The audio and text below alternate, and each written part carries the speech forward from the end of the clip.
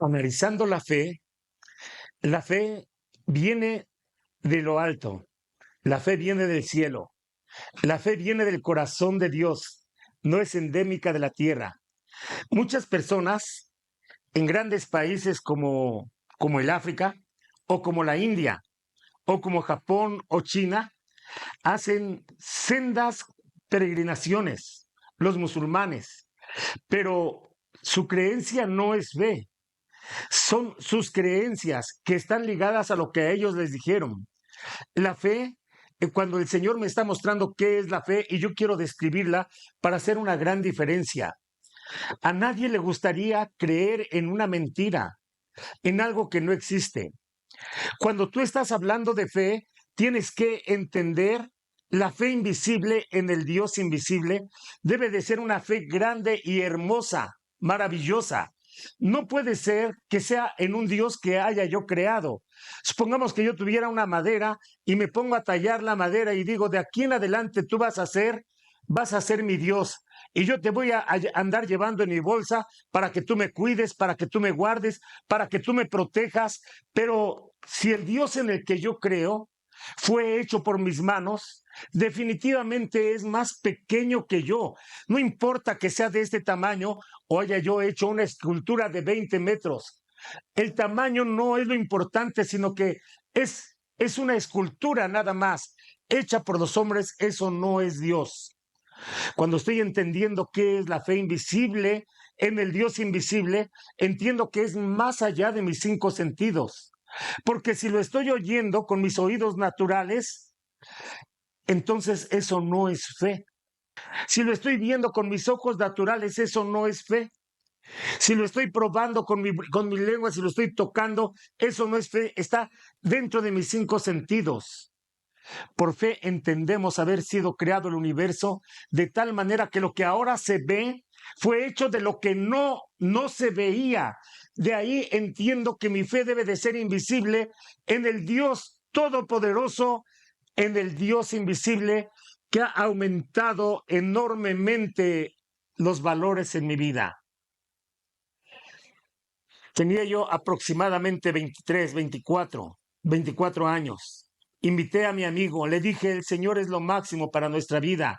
Nos habíamos conocido y los dos, él probó el vicio y se quedó en el vicio, y en alguna ocasión yo probé también ese vicio de la marihuana y también yo no me quedé en el vicio.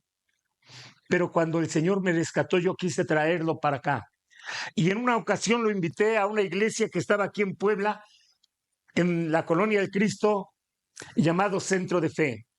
Vino una persona hablando de fe y escribía y decía, ustedes necesitan ser específicos con lo que quieren. Si a Dios le vas a pedir una compañera, no te va a mandar un marranito, te va a mandar a tu esposa, pero necesitas ser específico con lo que quieres. Decía Paul Yonggi Cho, que ahora está con el Señor. Cuando él estaba embarazado de la bicicleta que Dios le había dado, porque antes tenía que ir caminando para visitar, siendo pastor. Y cuando él estaba embarazado de su bicicleta y le pidió al Señor esa bicicleta, la mayoría de personas decía, estás loco, ¿dónde está la bicicleta que tú le pediste a Dios? No se veía, porque ya la tenía él dentro de su ser. El Señor le dijo, necesitas decirme de qué color y de qué marca. Y Dios se la concedió de esa manera. Cuando yo estaba con ese amigo y lo invité a esa predicación, el pastor dijo, di lo que tú quieras y sé específico. Yo tomé una hoja de cuaderno y empecé a dibujar lo que yo quería. Le dije, Señor, yo quiero una casa. La quiero en este terreno que mi mamá me ayudó a comprar cuando yo tenía 14 años de edad. Ahora yo lo había terminado de pagar. Pasaron el tiempo, pasaron los años. Volví a ver a este amigo, estaba totalmente perdido, burlándose de mí. Mira, sacó de su bolsa un manojo de billetes y me dice, mira, a ver, muéstrame cuánto tienes en la bolsa. Yo no tenía ni un peso en ese momento. Mira, yo tengo mi coche, tengo dinero, tú no tienes nada. ¿A dónde está? ¿Qué te da tu Dios? ¿Qué es lo que tienes de parte de tu Dios? Y yo, como queriendo defender al Señor, le dije, es que Él me ha dado todo. Dios no necesita que yo lo defienda, la verdad, ¿eh? Dios me ha dado todo lo que le he pedido. Y me dijo él, mentiroso, ¿tienes tu casa? No, no la tengo porque no se le he pedido. Eres un mentiroso, porque cuando tú fuiste al centro de fe conmigo, yo vi que tú le pediste tu casa y no tienes nada. Regresé un poco acongojado, un poco triste. Dije, no solamente no tengo mi casa, el terreno que mi mamá me había ayudado a comprar, que me obligó a comprarlo, yo trabajando, lo compré, ya lo había yo vendido. Se lo vendí a un amigo. Este amigo, pasando los días, los meses, me llevó al terreno que yo le había vendido y me dice, Benjamín, te voy a enseñar la casa que le compré a mis hijitos. Él amaba mucho a sus hijos. Mi amigo, mi hermano Gerardo Cerez, que hoy está con el Señor, me mostró, abrió la casa, me metió a la casa, amaba a su hija, amaba a sus 2 hijos, amando a su esposa. Esta es la casa que yo estoy construyendo para mis hijos. Estaba en obra negra. Cuando di los primeros pasos en el garage, el Señor habló a mi corazón y me dice, esta es la casa que tú me pediste y esta es tu casa. La verdad, me salí con un poquito de pena. Me dice, Gerardo, ¿qué te parece? Gerardo, esa es la casa que el Señor me dio. Che, ¿cómo crees? Esta yo la construí para mis hijos. Es el terreno que tú me vendiste, ¿sí te acuerdas? Sí, yo me acuerdo, pero esta es la casa que el Señor me dio. Esta casa es mía. Pasó el tiempo, él amaba a Puebla. Llegó un momento en que se fue a predicar a los centros de fe. Él se fue de Puebla y me dice, si de verdad Dios te la dio, me la vas a tener que pagar, te la voy a vender.